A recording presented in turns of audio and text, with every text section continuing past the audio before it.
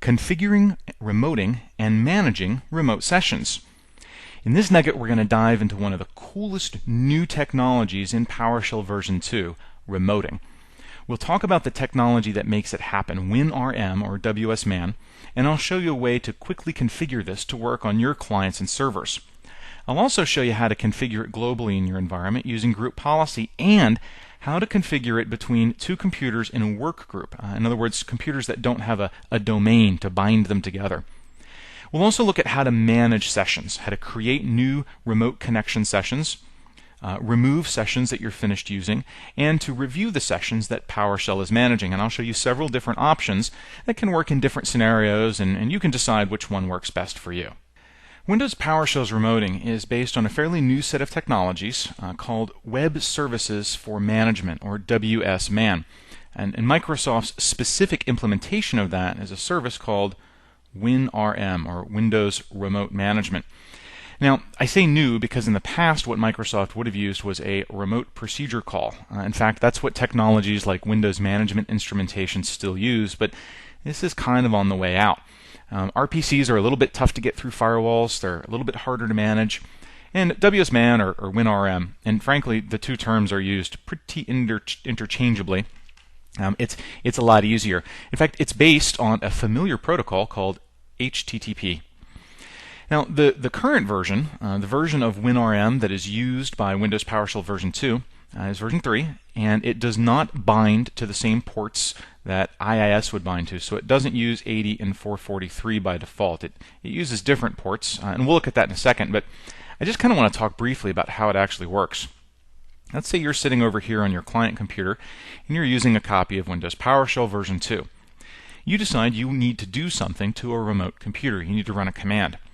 So PowerShell passes that command off to WinRM, creates the connection to the WinRM running on the remote server, and WinRM on that machine, having been properly configured in advance of course, passes the command off to a local copy of Windows PowerShell.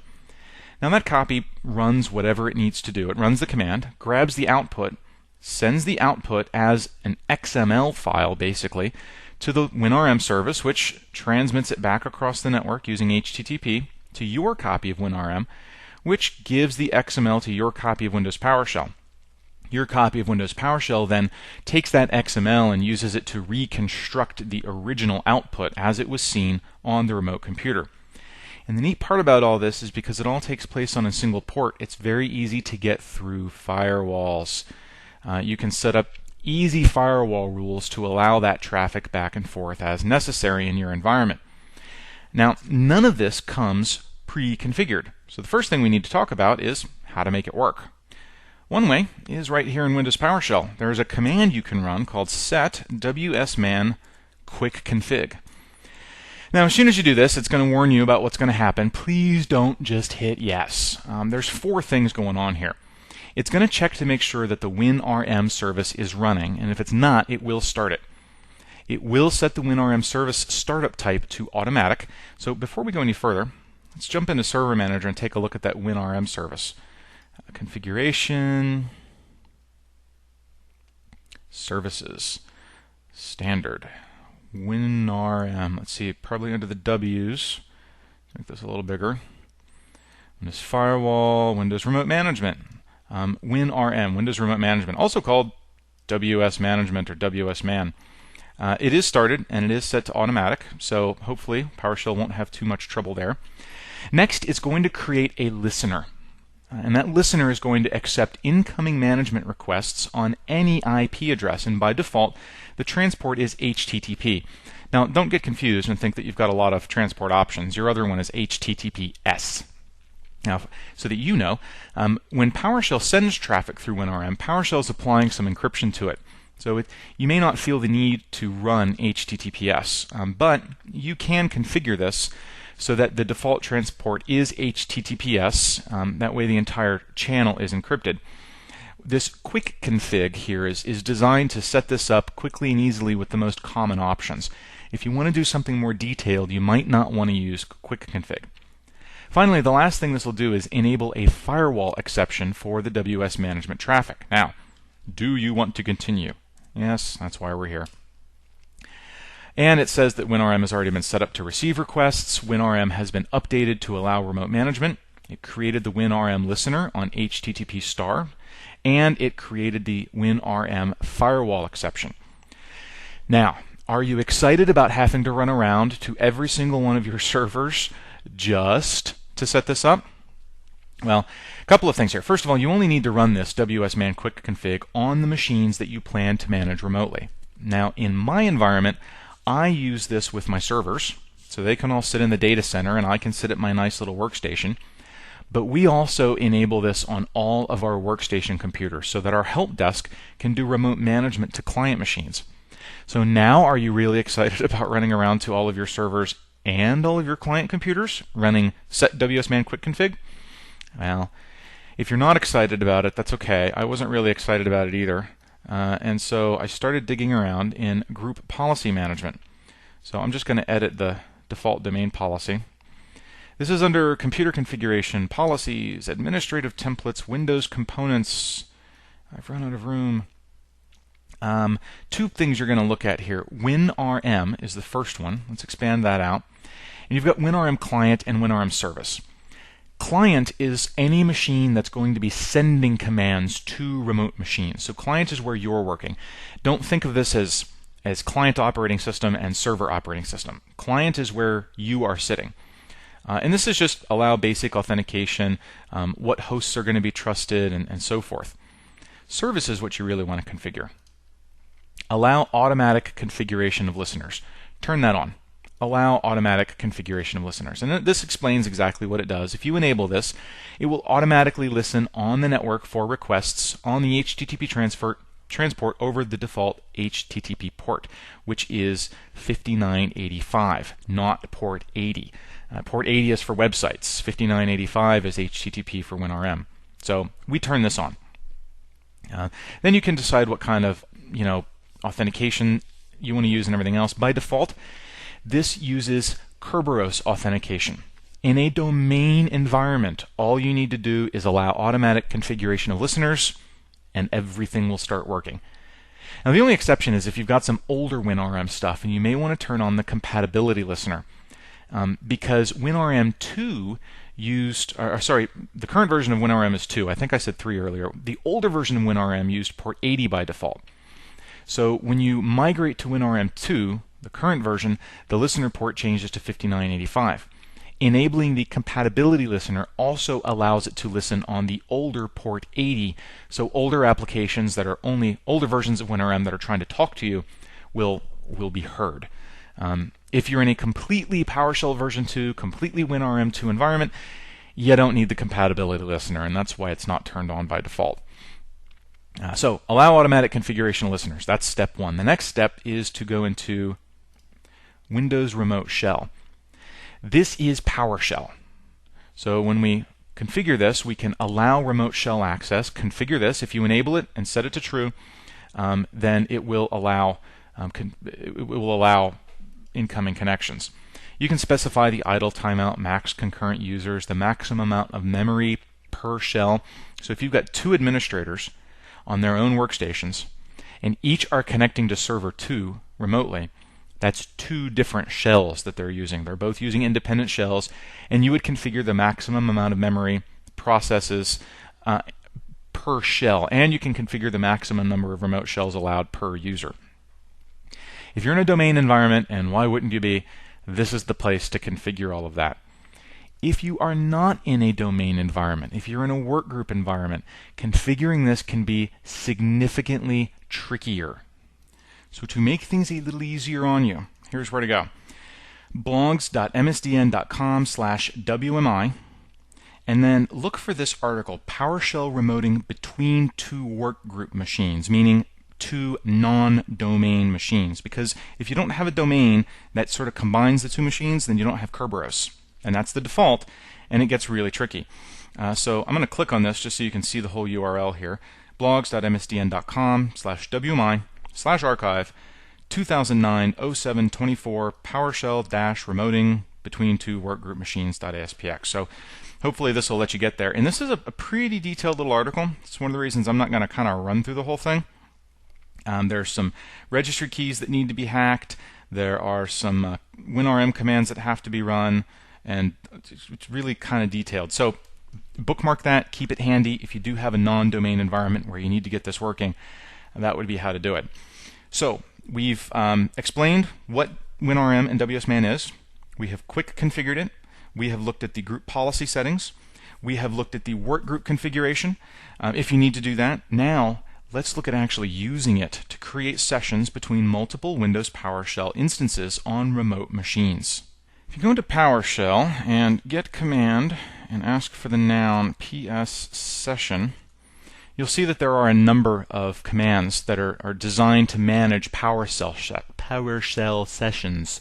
And these are the remote connections between you and one or more remote computers. The ones we're going to play with right now are new, get, and remove. So let's start by looking at new. Help new ps-session. You've got a number of ways that you can create a new PS session. The easiest and simplest is to simply use the -computer name parameter to provide one or more computer names. Now, if you're providing more than one, it needs to be an array, which I'll show you a couple of ways that you can get that, but the simplest way is just a comma-separated list. That's all you need to run, is that right there. If you want to get trickier and do some more stuff, then you can change the authentication mechanism. And you've got default, basic, negotiate, digest, Kerberos, all that stuff. You can provide an alternate credential. So if whoever you're running PowerShell is doesn't have permission, basically isn't an administrator on the remote machine, then you can specify an alternate credential, and that could just be a username, and then you'll be prompted for the password. If you've configured WinRM to use different ports, or you want to use a different port, you can specify that. You can force it to use SSL. And if you're specifying more than one computer name, you can specify a throttle limit. Now, by default, the throttle limit is 32.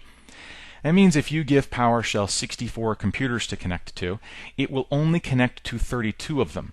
Once those connections are up and running, it will start connecting to the rest of them until they're all done. The idea is to just keep PowerShell from overextending itself and spewing to 100 computers simultaneously. I've never really run into a problem with 32. I think it works fine for me. It all happens so quickly that I don't ever really notice much of a throttle happening. If you run into some performance issues, you may want to specify a lower throttle limit. If you're in a hurry, you might experiment with higher throttle limits to see what you can get away with. But basically, here's what this looks like. New PS session, computer name, and I've got one out there called Win2008R2. And that's it. A new session has been created. It is opened. It is available. It is to the computer Win2008R2. It is using the Microsoft.PowerShell configuration, which is the default, and it's all you'll probably ever use. If I wanted to do multiple computers, I could just use a comma-separated list right here. There's another way, though, and this is actually slightly cooler. And it involves a text file first. So let's just go into Notepad real quick. Can't believe I'm in Notepad, but there you go. We'll say server-r2, Win2008R2. Those are my computer names. I'm going to save this as ccomputers.txt.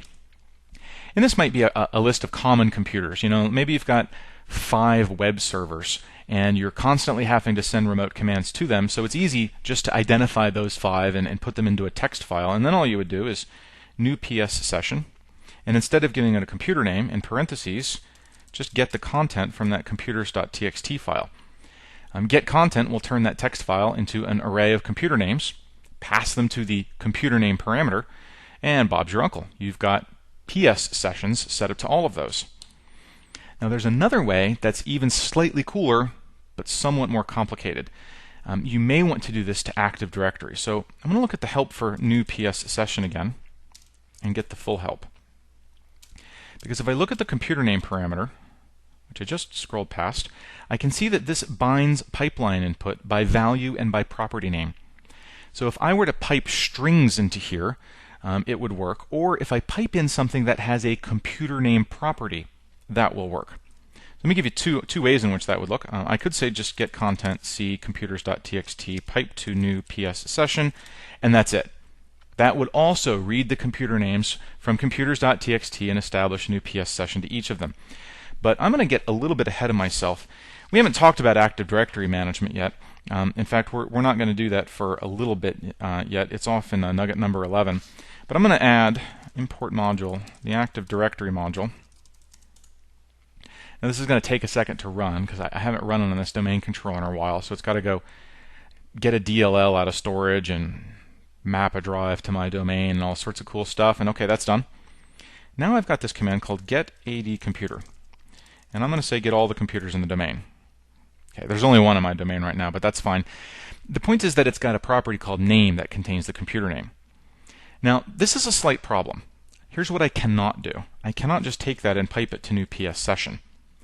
Because when a parameter like computer name binds by value, it only wants a string.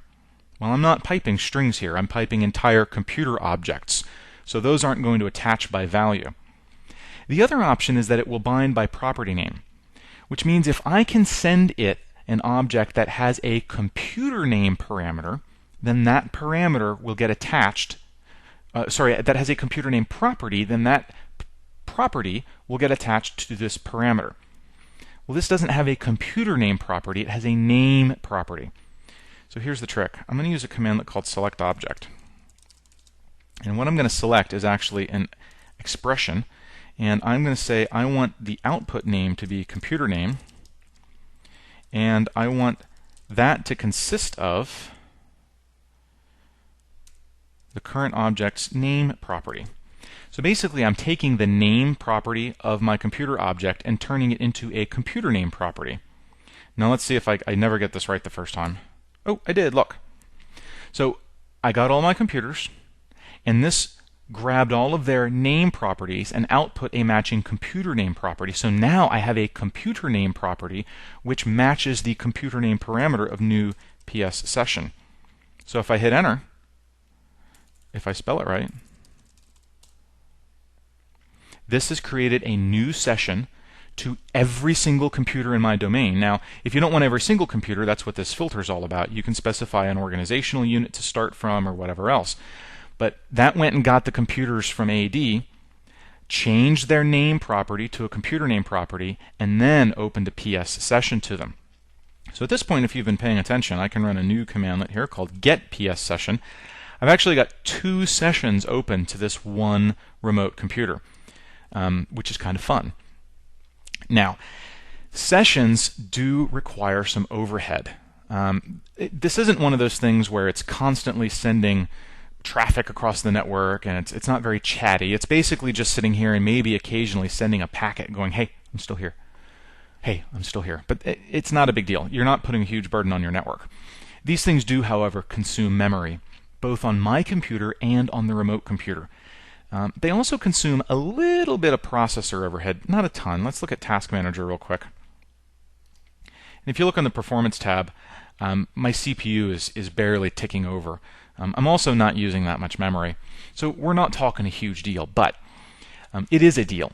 You know, if I had just opened a connection to every single computer in my domain and my domain had 10,000 computers, yeah, you're going to notice that. In fact, I doubt that would actually work. It might, but I wouldn't try it. Not myself. So anyway, the point of this is eventually you want to shut these things down. Now, if you close the shell, that's it. They'll go away. You don't need to do anything more than that. But another thing that you can do when you're done using them is say get PS session and pipe it to remove PS session. And that'll remove them both. So now if I just run get PS session, there's nothing there. So a couple of things. This name session 2, not super helpful. Let's look at new-pssession again. And you see that I can specify an alternate name. So let's try that whole command again. And new-pssession, and I'm going to specify name of domain computers. So now it has created a session called domain computers, and that's going to hook up to all of the computers in my domain. So there would be multiple sessions there with the same name if I needed to. When I run get PS session, rather than having to refer to these by some ID number, I can refer to them by name. So I can say get ps-session domain computers. Oops. Name domain computers, and it'll retrieve all the ones that match that. And then if I'm ready to close those, I can remove ps-session. So I do recommend that you when you create new sessions, you assign a name to them. The other option, rather than assigning a name, is to put them in a variable. Domain computers equals. Actually, let's just go back to that whole command again. Swing all the way back to the beginning. I love the up arrow because I hate typing. Domain computers equals all of that. So now domain computers actually contains that session. And that becomes a very easy way to work with things. If I want to remove ps-session, I simply give it that variable, and they're gone. And you can have as many of those variables set up as you want to store different sets of computers, whatever you need to do. And I actually find that to be the easiest way to manage a block of connections, is to stick them in a variable. In the next nugget, when we actually start using these things, you'll see why that kind of becomes a really, really convenient way of working with things. Now, if I had done that, if I'd created this, put them in a variable, and I run get ps-session, I'm still going to see them all there. They're still sessions. They're still being managed by the shell. This variable just gives me a way of quickly referring to them so that I can either remove them or send commands to them or interact with them interactively or anything else. In this nugget, we've talked all about managing and working with remote sessions. We looked at the WinRM and WSMan technologies that help PowerShell connect to remote instances of PowerShell. I showed you how to do a local quick config, and this is only really needed on a machine that needs to listen for incoming connections, although as I said in my environment, we do that on pretty much every computer. You can also configure it via group policy, and in a domain environment, that's totally the way to go. I showed you where to go to find the steps to configure this between two workgroup computers, and we looked at several different ways of managing sessions using new-pssession, get-pssession, and remove-pssession. I hope this has been informative for you, and I'd like to thank you